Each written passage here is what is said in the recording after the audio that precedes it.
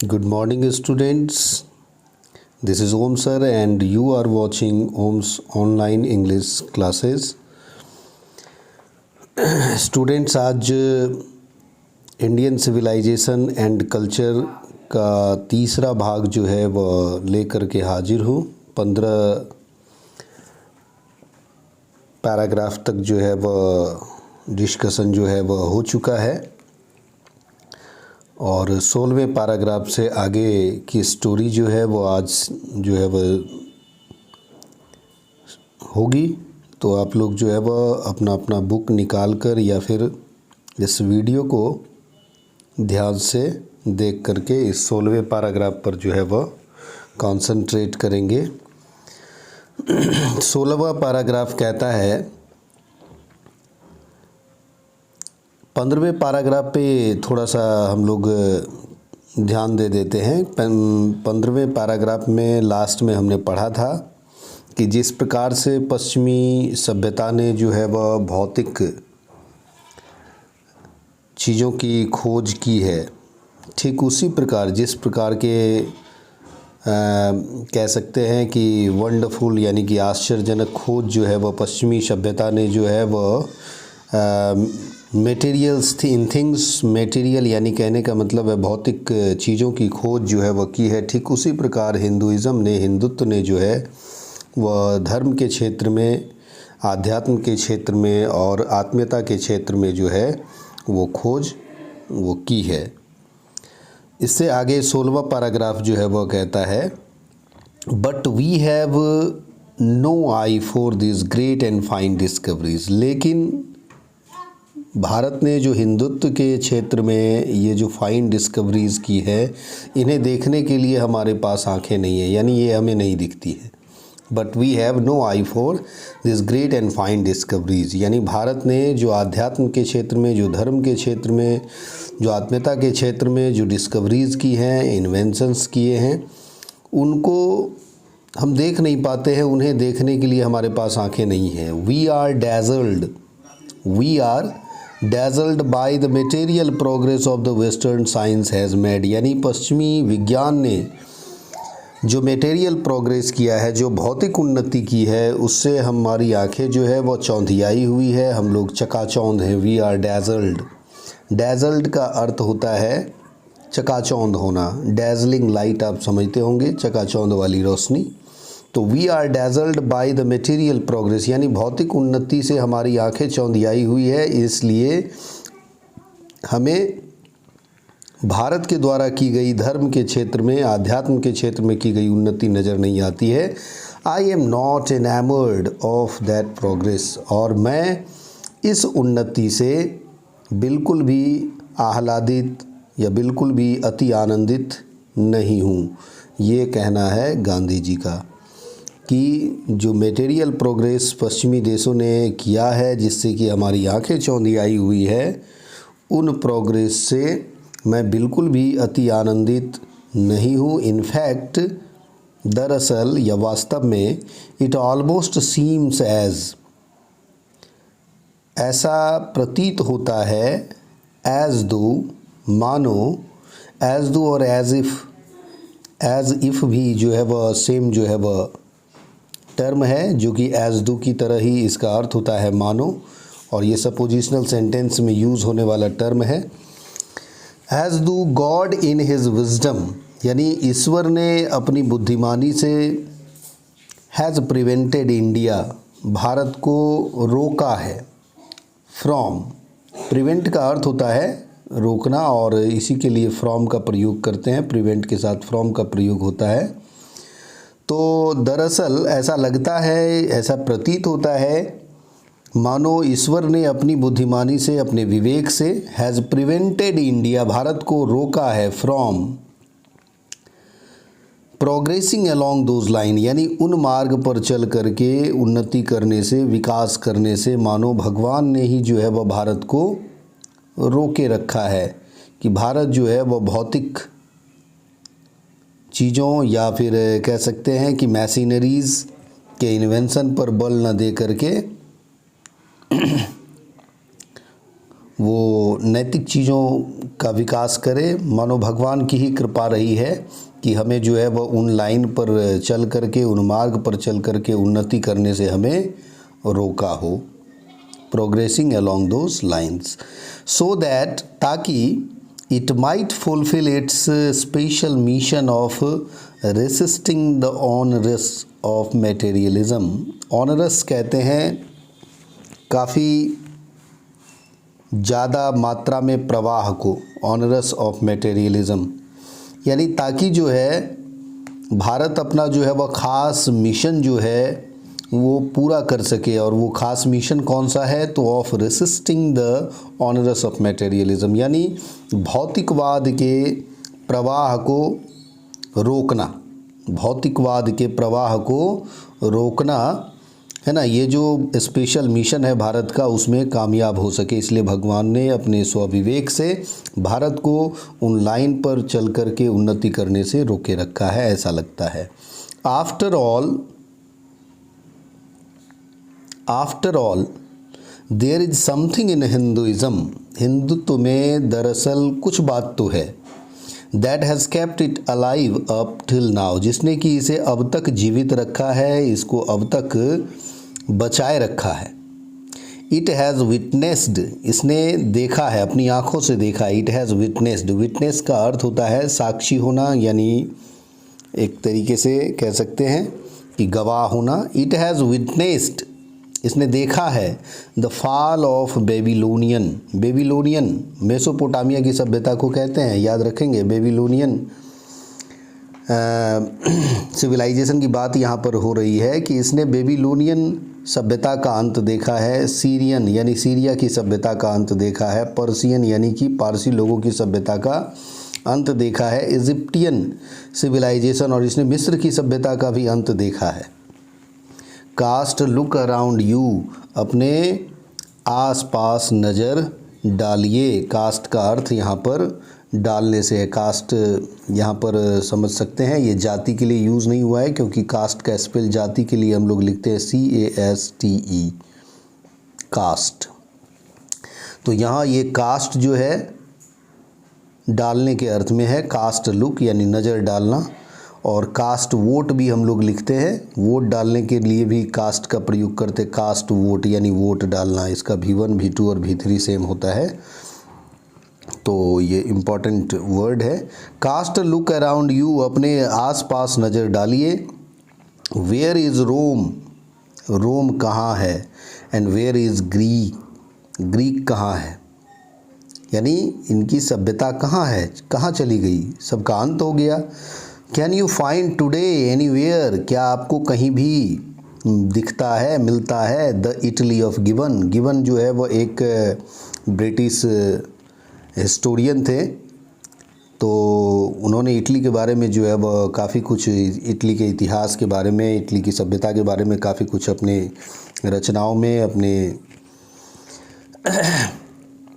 किताबों में लिखा है। तो इसलिए कहा जा रहा है कि क्या आप वो इटली जो गिबन ने व्याख्या की है जिसके इतिहास की, क्या वो इटली आप देख पाते हैं? और द रादर एंसेंट रोम, या फिर प्राचीन रोम आपको नज़र आता है? क्योंकि फॉर रोम वॉज इटली, क्योंकि रोम ही जो है वह इटली भी है ना। गो टू ग्रीक, ग्रीक चले जाइए। Where is the world famous Attic civilisation, वो विश्व प्रसिद्ध अटारियों वाली सभ्यता कहाँ है? कहता है कि ग्रीक चले जाइए और वहाँ पर जो वर्ल्ड फेमस एटिक सिविलाइजेशन है, अटारियों वाली सभ्यता है, वो कहाँ है? देन कमिंग टू इंडिया, और तब भारत आकर, आते हुए या आकर। लेट वन गो थ्रू, यानी किसी को भी शुरू से अंत तक देख लेने दीजिए, पढ़ लेने दीजिए, अवलोकन कर लेने दीजिए। गो थ्रू का अर्थ होता है शुरू से मतलब शुरू से लेकर अंत तक जो है वह किसी चीज़ को पढ़ना। जैसे go through, I am going through this book, इसका मतलब हुआ कि मैं इस किताब के शुरू से लेकर अंत तक जो है वह पढ़ रहा हूँ। तो late one go through the most ancient record, यानी जो सबसे प्राचीनतम रिकॉर्ड है, उसको पढ़ लेने दीजिए किसी को भी।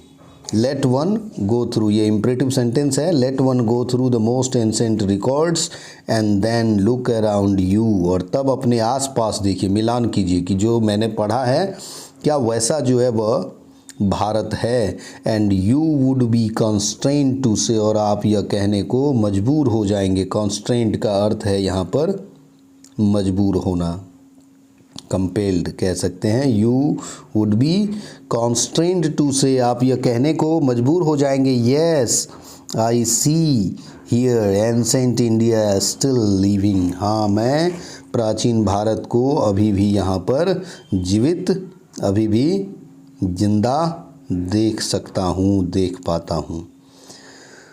ट्रू, देखिए 19 जो पैराग्राफ कहता है, ट्रू सच में या वास्तव में, देयर वर यानी यह सच है, देयर वर डंग हीप्स, डंग गोबर को कहते हैं और हिप मतलब ढेर होता है, तो ये गोबर के ढेर हो गए। True there were dung heaps too, यानी गोबर के ढेर भी थे। हियर एंड देयर, यहाँ वहाँ, यत्र तत्र जिसे कहते हैं। बट किंतु there are rich treasures buried under them, लेकिन उसके अंदर जो है वो एक बड़ा खजाना दबा हुआ होता है ना, दबा है। यानी भले ही गाँव में, घरों में, भारत के ग्रामीण क्षेत्रों में यहाँ वहाँ गोबर के ढेर दिखते हैं, लेकिन उन गोबर के ढेर के नीचे भी जो है वह एक कह सकते हैं कि बड़ा खजाना दबा होता है। आपको पता है कि गोबर जो है वो ऑर्गेनिक खाद के रूप में बहुत ही ज़्यादा जो है वो पॉपुलर है आज के समय में। जब केमिकल फर्टिलाइज़र के कई सारे जो है साइड इफ़ेक्ट्स जो है वो देखने को मिलते हैं, तो उस समय में गोबर के खाद की काफ़ी डिमांड है। तो कहने का मतलब है भले ही यहाँ वहाँ गोबर के ढेर दिखते थे, लेकिन वो जो है वह बेकार नहीं थे, वो एक खजाना थे।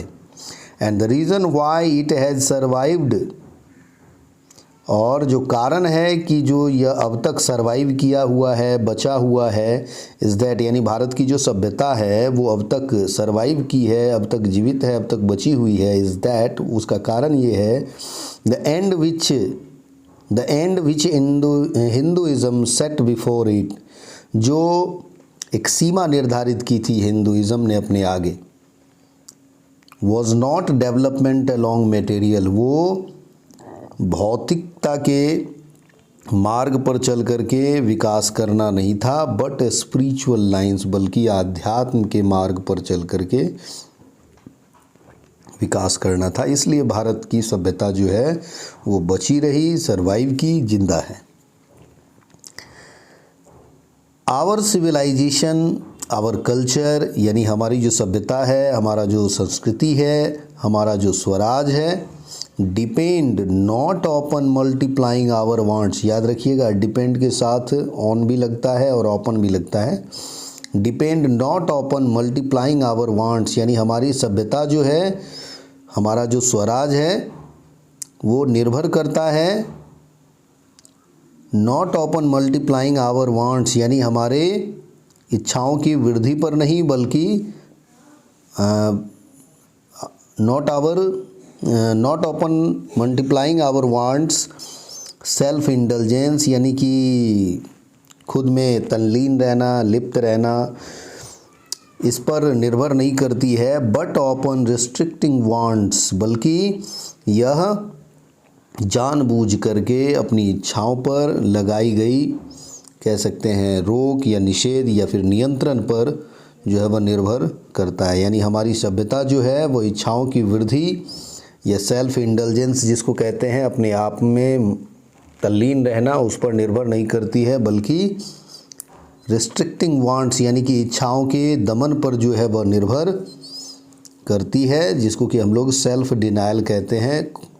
खुद से जो है वह किसी चीज़ का दमन करना, किसी चीज़ को रोके रखना, सेल्फ डिनायल, यानी इसको कहते हैं, डिनायल का अर्थ इनकार भी होता है, self denial.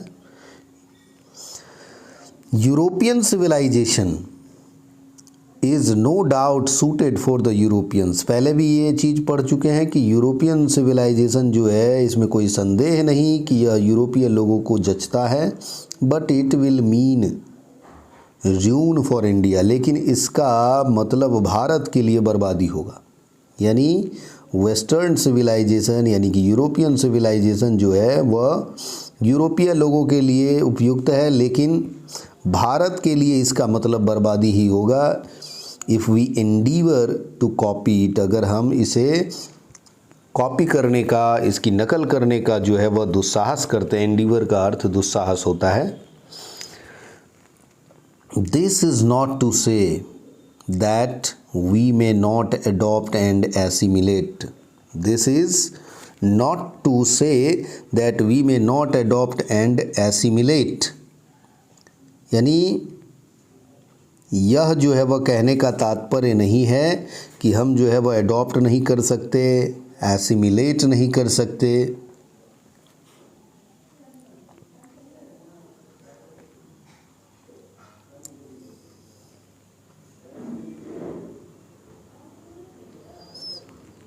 What ever may be good and capable of assimilation by us, यानी जो कुछ भी अच्छा चीज़ है जिसको कि हम एसिमिलेट कर सकते हैं उसको हम एसिमिलेट नहीं कर सकते, मेरा यह कहने का तात्पर्य नहीं है। 22 नंबर आप देखेंगे, the incessant search for material comforts, यानी ये जो निरंतर यानी लगातार जो एक खोज है, इंसेसेंट सर्च कहा गया है निरंतर या लगातार खोज को, incessant search. Incessant search for material comforts यानी कि भौतिक सुख का जो निरंतर खोज है, एंड देयर मल्टीप्लिकेशन, और इसकी जो गुणन है, वृद्धि है, इज सच एन एविल, यह एक ऐसी बुराई है। And I make bold to say, और मैं दृढ़तापूर्वक कहना चाहूँगा, that the Europeans themselves will have to remodel their outlook, कि यूरोपियन लोगों को जो है वो अपने जीवन को रीमॉडल करना होगा, यानी फिर से उसे जो है वह एक रूप या एक आकार देना होगा, यानी उसके अपने जीवन को एक नया रूप देना होगा, रीमॉडल करना होगा आउटलुक को, यानी अपने बाहरी दिखावे को, जो उनकी छवि बन चुकी है उसको थोड़ा सा बदलना होगा। If they are not to perish, अगर वो खतरा मोल लेना नहीं चाहते हैं, under the veg of the comforts to which they are becoming slave, यानी वो अगर if they are not to perish, perish का अर्थ होता है खतरा मोल लेना, अगर वे खतरा मोल लेना नहीं चाहते हैं, under the veg of comforts यानी सुख सुविधाओं के बोझ तले दब जाने का, to which they are becoming slave जिसके कि वो गुलाम बनते जा रहे हैं, यानी सुख सुविधाओं के गुलाम बनते जा रहे हैं, अगर उनके तले दब कर नहीं रह जाना चाहते हैं, खतरा मोल नहीं लेना चाहते हैं, तो उन्हें अपने जीवन को रिमॉडल करना होगा। It may be that my reading is wrong, हो सकता है कि मेरी पढ़ाई गलत हो, यानी मैंने जो पढ़ा है वो गलत हो, मेरी पढ़ाई जो है, जो मैंने पढ़ा है वो गलत हो। But I know that for India to run after the golden fleece, golden fleece यहाँ पर फ्रेज है, यानी ऐसी चीज़ जिसे पाना नामुमकिन हो, यानी असंभव चीज़ों को पाने का बेकार प्रयास करना, run after the golden fleece, असंभव चीज़ों के पीछे पड़ना जैसे पाना नामुमकिन हो। But I know that for India, मैं जानता हूँ कि भारत के लिए, to run after the golden fleece यानी इस असंभव चीज़ के पीछे पड़ना, इसका पीछा करना, is to court certain death, इसका मतलब होगा मौत का पीछा करना। टू कोर्ट यहाँ क्रिया के रूप में यूज़ हुआ है, देख सकते हैं टू लगा हुआ है, इन्फिनेटिव का चिन्ह है। टू कोर्ट सर्टेन डेथ यानी कि निश्चित रूप से मौत का पीछा करने के समान होगा। भारत अगर इस असंभव चीज़ का पीछा करता है तो भारत की भी बर्बादी होगी। Let us engrave on our hearts, आइए अपने दिलों पर अंकित कर लें। एनग्रेव का अर्थ होता है कुरेद कर अंकित करना यानी लिखना, खास करके पत्थरों या ज़मीन पर अगर हम कोई चीज़ खुरच करके लिखते हैं तो उसको एनग्रेव कहा जाता है, अंकित करना। Let us engrave on our hearts यानी अपने दिलों पर हम अंकित कर लें the motto of the western philosopher, यानी जो एक वेस्टर्न फिलोसफर था यानी पश्चिमी दार्शनिक था, उसके मोटो को यानी उसके उद्देश्य को हम लोग जो है अपने दिलो दिमाग पर अंकित कर लें। Plane living and high thinking यानी सादा जीवन उच्च विचार। Plane living and high thinking ये उनका विचार था, उसको हम लोग अपने दिलों पर अंकित कर लें। Today it is certain that, आज यह निश्चित है, आज यह तय है, that the millions can not have high living कि लाखों लोगों का जीवन स्तर जो है वह कभी भी ऊंचा नहीं हो सकेगा। एंड वी द फ्यू, और जो हम चंद लोग हैं, हु प्रोफेस जो दावा करते हैं, प्रोफेस का अर्थ यहाँ दावा करना है, to do the thinking for the masses कि हम जो है वह पूरे मास लेवल पर यानी कि बृहत स्तर पर जो है वह लोगों के जीवन स्तर को ऊंचा कर देंगे। रन द रिस्क, वो खतरा मोल ले रहे हैं, खतरा मोल ले रहे हैं। In a vain search after high living यानी कि व्यर्थ प्रयास कर रहे हैं उच्च जीवन की खोज का। ऑफ मिसिंग हाई थिंकिंग, और इस चक्कर में हम उच्च विचार को जो है वह मिस कर रहे हैं यानी उसे गंवा रहे हैं। यानी हाई लिविंग यानी उच्च जीवन स्तर के व्यर्थ खोज के चक्कर में हम लोग उच्च विचार को गंवाने का खतरा मोल ले रहे हैं। अगर हम दावा करते हैं कि हम सभी लोगों के लिए जो है वह उच्च जीवन जो है वह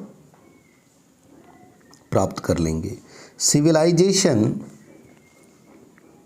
इन the real sense of the term यानी सभ्यता जो है वो सही मायनों में, ये क्वेश्चन में भी पूछता है, ये बहुत ही इंपॉर्टेंट लाइन है, इसे ध्यान रखेंगे। Civilization in the real sense of the term यानी सभ्यता जो है वो सही मायनों में, consist not in the multiplication यानी कि सभ्यता सही मायनों में वो निहित है, किस चीज़ में नहीं, तो मल्टीप्लिकेशन में निहित नहीं है, but in the deliberate and voluntary restriction of wants, बल्कि जानबूझ करके और स्वैच्छिक तरीके से, वॉलेंट्री कहते हैं स्वैच्छिक को, तो जानबूझ करके, डेलिब्रेट मतलब भी होता है जानबूझ करके, यानी कि स्वैच्छिक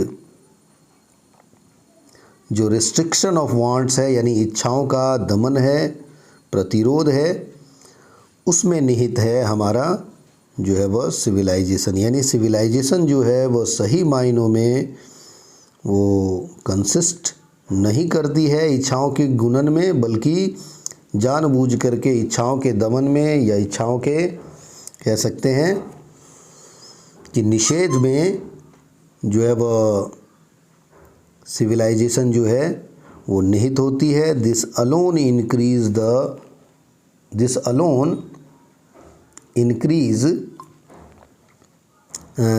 इंक्रीजेज एंड प्रमोट्स कंटेंटमेंट, केवल इसी से जो है वह कह सकते हैं कि संतुष्टि को बढ़ावा जो है वह मिलता है, वृद्धि होती है। रियल हैप्पीनेस, वास्तविक खुशी जो है वह मिलती है। एंड कैपेसिटी फॉर सर्विस, और सेवा के लिए जो है वह क्षमता प्राप्त होती है।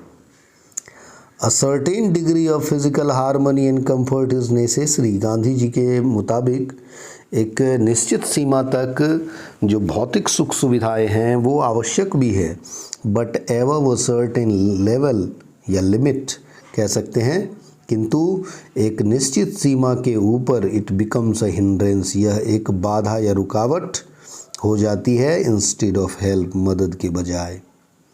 एक निश्चित सीमा के बाद यह मदद के बजाय जो है वो बाधा बन जाती है। देयरफॉर, इसलिए the ideal of creating an unlimited number of wants and satisfying them seems to be delusion, इसलिए जो आइडियल है, जो सिद्धांत है,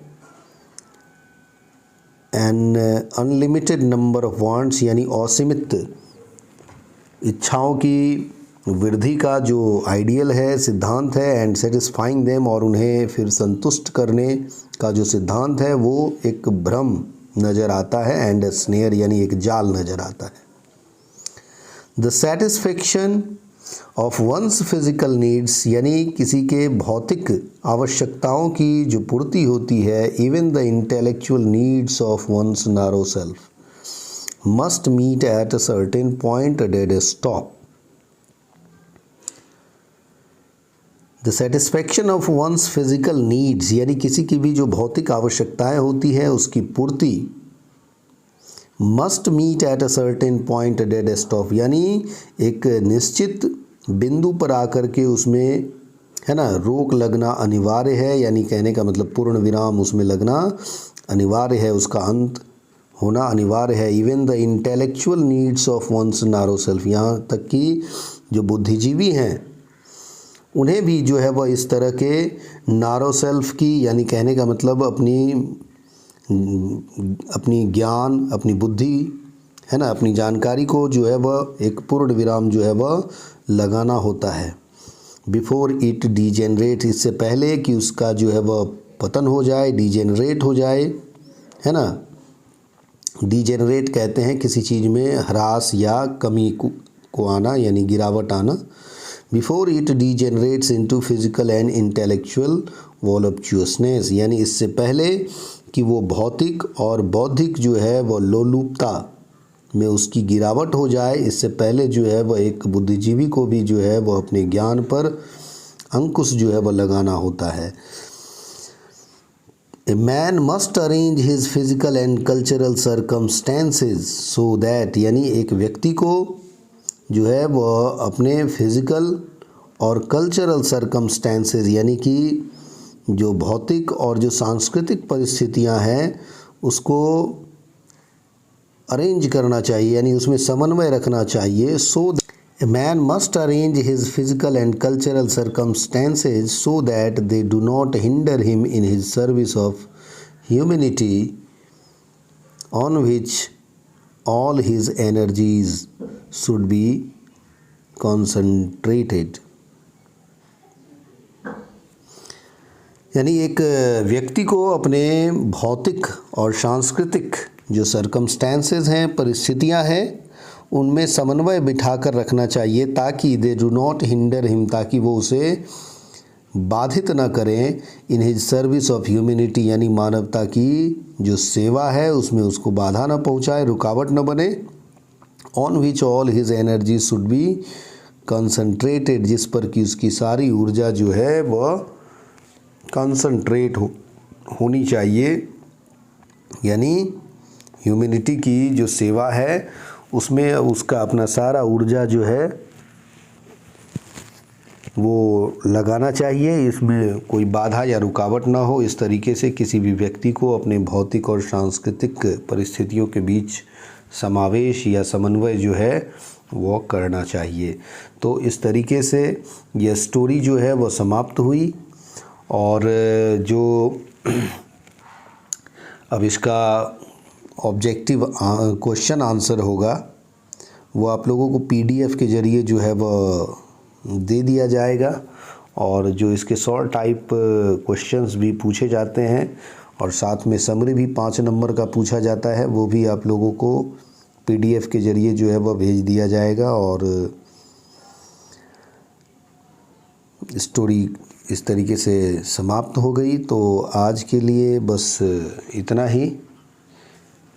गुड बाय।